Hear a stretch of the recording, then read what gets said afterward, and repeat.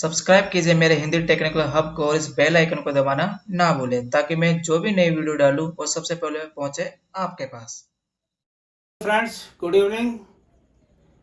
आज दोस्तों मैं एक वीडियो लेकर आया हूँ। इंस्ट्रूमेंट का लिस्ट काउंट कैसे निकालते हैं, माइक्रोमीटर हो या वर्नियर हो या कोई और भी इंस्ट्रूमेंट हो, तो वेरी करता है least count according to instrument. किस जगह पे इंस्ट्रूमेंट यूज कर रहे हो उसके अनुसार अपना लिस्ट काउंट चेंज होता रहता है।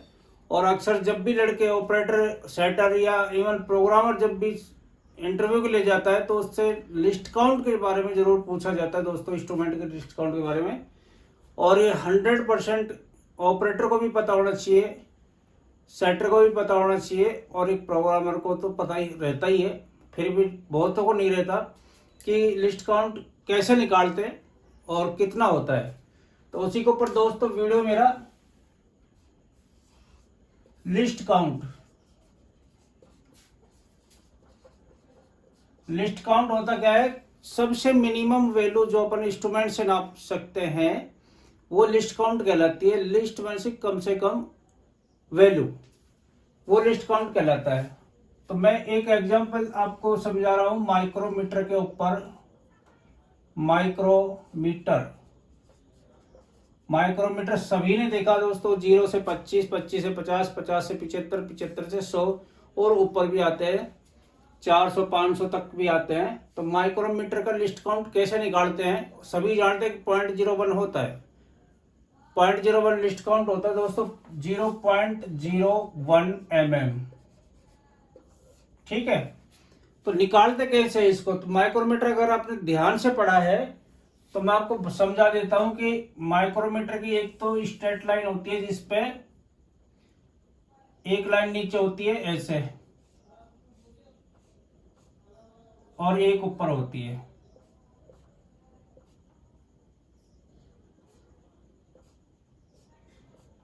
इस तरह से, और यहां 0 लिखा रहता है। ठीक है, तो यहां से ये 0.5 की लाइन है, ये 1 mm की है, ये 0.5 की है। इस तरह से ये 2 mm है तो ये 1.5 mm हो जाएगा 1.5।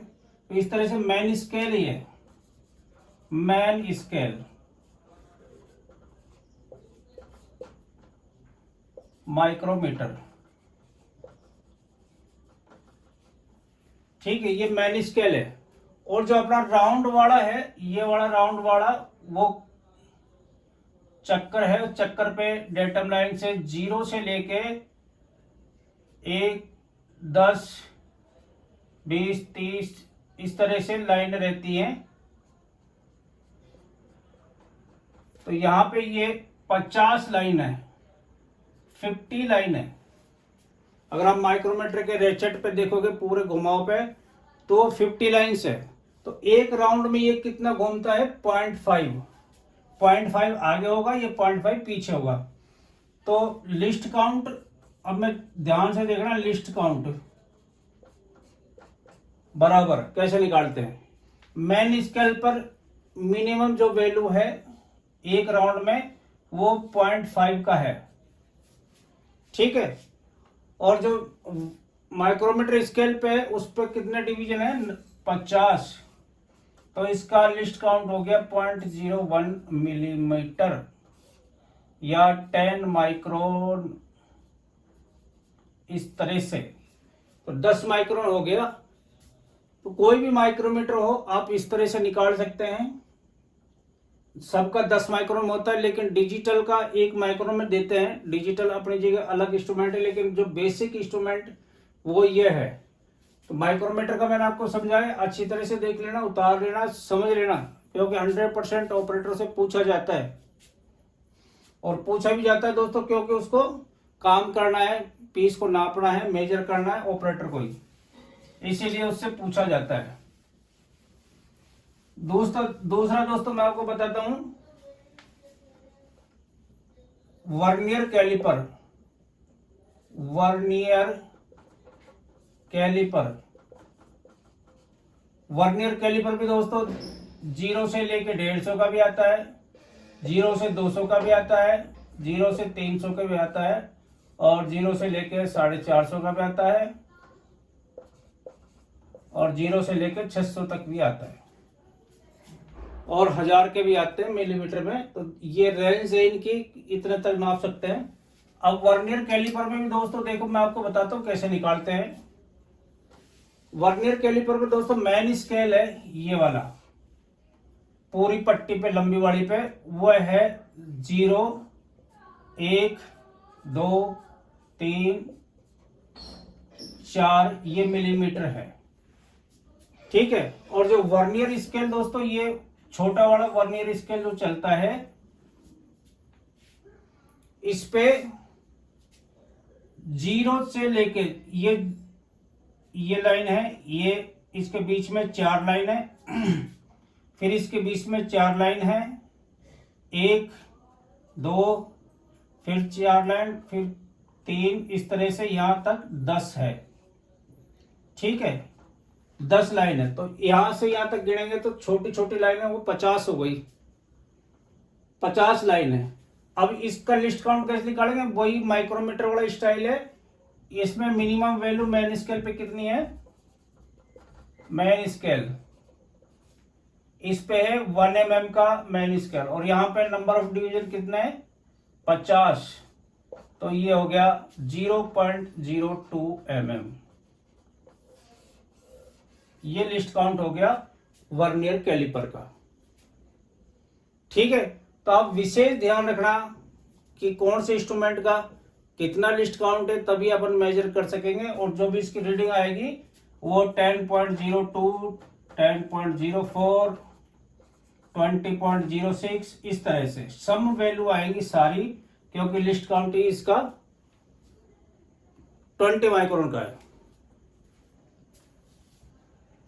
इसको विशेष ध्यान रखना है। और माइक्रोमीटर से जो भी अपन रीडिंग लेंगे वो 10 माइक्रोन में आएगा, 0.01, 0.02 जो भी इसकी रीडिंग आएगी मैं आपको लिख देता हूं। ध्यान रखना दोस्तों, हमेशा पूछा जाता है और आपने वर्नियर कैलिपर से 10.03 लिख दिया तो आपका गलत आंसर हो जाएगा।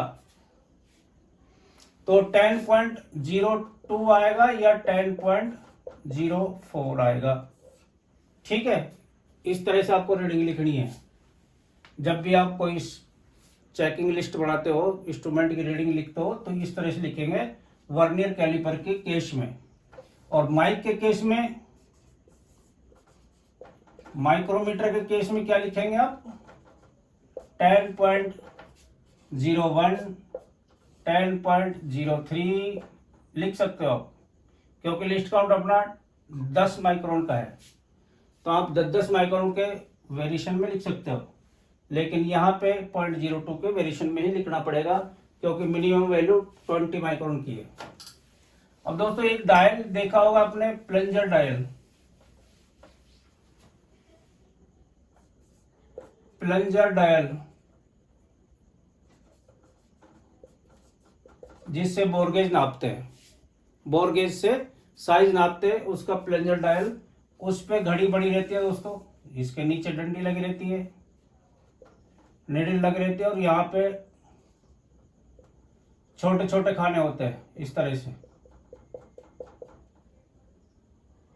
4 के बाद एक बड़ा, फिर बड़ा, ये बड़ा, इस तरह से एक एक डंडी बड़ी होगी 4 के बाद। तो यहाँ पे एक छोटा सा प्रेशर गेज और होता है यहाँ पे, इस तरह से 0, 1, 2, 3, 4, 5, 6, 7, 10 तक होता है ये। तो यह 0.1, 0.2, 0.3, 0.4, तो यहाँ पे लिख भी देता है वो 0.001। 1 माइक्रोन का डायल है तो 1 माइक्रोन का, और 10 माइक्रोन का डायल है तो 10.01 लिखेंगे। तो दो ही प्रकार के डायल किए जाते हैं, 0.01 का और 0.001 का। तो बोर गेज में हमेशा 1 माइक्रोन का लेते हैं डायल, जब भी अपन को 20 माइक्रोन 10 माइक्रोन नापना होता है। और जहां अपन को साइज पॉइंटों में दे रखा है तो आप 0.01 का डायल लगा सकते हैं, ठीक है दोस्तों। तो आशा करता हूँ आपको समझ में आ गई होगी। तो आज के लिए इतना ही काफ़ी, फिर एक वीडियो के साथ मिलेंगे, तब तक के लिए धन्यवाद।